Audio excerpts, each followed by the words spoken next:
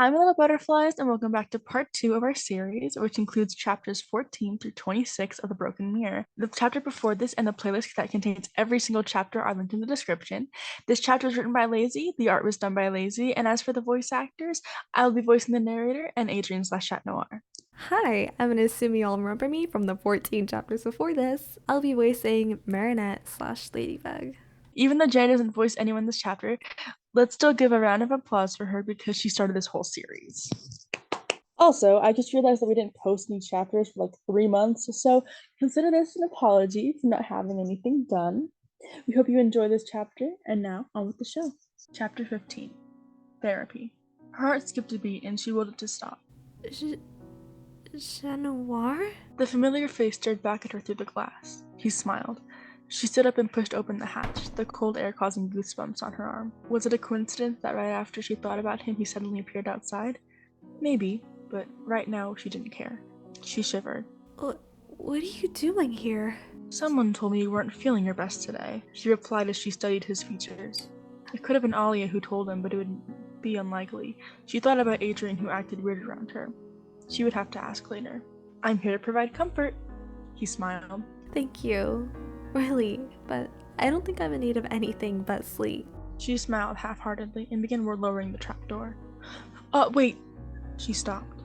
Come on, I came all this way. You could at least provide some hospitality. She sighed. Fine, but you better hurry. I don't have all night. I need to sleep sometime. It was slightly easier as Marinette, because according to everyone, Marinette didn't like Chat Noir and Ladybug did. So pretending to not be in love would be practice for her when she actually had to do it. Alright then, he said before she ducked down and left the hatch open behind her. He followed her and fell onto her bed, looking up. He noticed the bulletin board that was once filled with pictures of Adrien was now bare with a few photos of her and her friends. Odd. Are you gonna get down here? She called, pulling Chat Noir from his thoughts. He stepped down the stairs into the rest of Marinette's room. So you're a therapist now? She asked. Yep, you can add it to the list. She smiled. A real smile, not the one she kept forcing herself to do. See, I already made you smile. It's not like I'm depressed. And what are you? In serious need of sleep. She smirked, narrowing her eyes at him in a playful way. Come on, 1 hour and then you can forget I even exist. She can never forget him, but agreed anyway. Fine. Okay, sit, Chat Noir instructed, pointing towards the chase and grabbing her rolling chair. She did as he said and sat. So, what's been bothering you lately? Nothing. You can tell me anything. I'm not a snitch. He smiled. Ugh, you know you're gonna kill me. He raised his eyebrows as if telling her to continue. She sighed. Do you know Adrien Agreste? He raised his eyebrows. How did Adrien bother her? The famous model? She nodded. Something's been going on with him lately. As in... I don't know. He's been acting differently ever since... She trailed off. Ever since... Never mind that. The point is that I don't know why he's been acting differently. And he asked me if I had anxiety and... Do you have anxiety? He asked, trying to sound new to this discovery. Yeah, sorry, I thought you... never mind. She stuttered. How does it bother you? He inclined. I mean, I guess it's just because I liked him and... You liked him? He asked, his face a look of confusion. Yeah. And you stopped because... Chat Noir entreated. Because he never liked me back. She finished. I'm sorry. Don't be. It was stupid anyway. Really stupid, actually. He's a famous model and I'm nobody. I don't know why I thought it would work, but I did. And I obsessed over him for a year.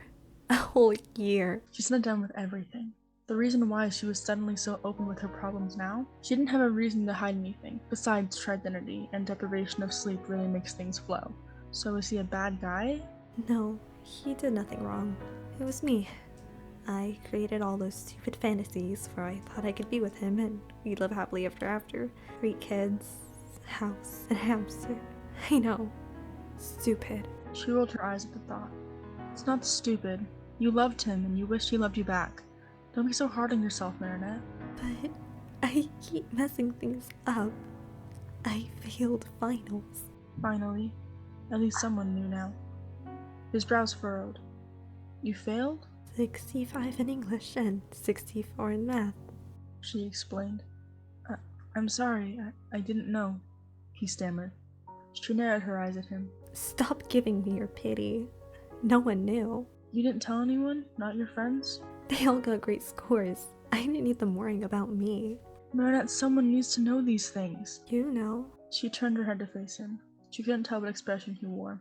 It was in between shock and confusion. I mean your friends. Therapists snitch on their patients to the parents. Friends don't. She smiled through pursed lips. You're my friend. Marinette, I'm a superhero, Chat Noir pointed out. So? You can still have friends. She took a deep breath to calm herself. Look, I just don't need anyone knowing about this, okay? Fine, I won't tell anyone, he promised. But if anything happens, I won't hesitate to tell them the truth. Fine. Do your parents at least know? He asked, making sure that there was at least one person who knew about it. About anxiety or failing? She asked.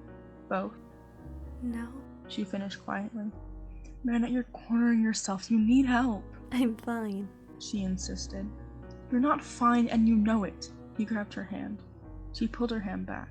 Stop acting like you know me. She hissed through gritted teeth. I know you more than you think. You're so frustrating, you know that? I'm just trying to help you. I don't need help. Just leave me alone.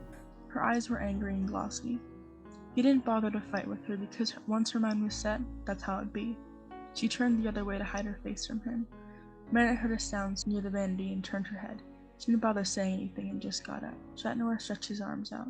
Marinette brushed him off and continued to her vanity. She stared at herself through the mirror before she noticed a small piece of paper lodged between one of the drawers.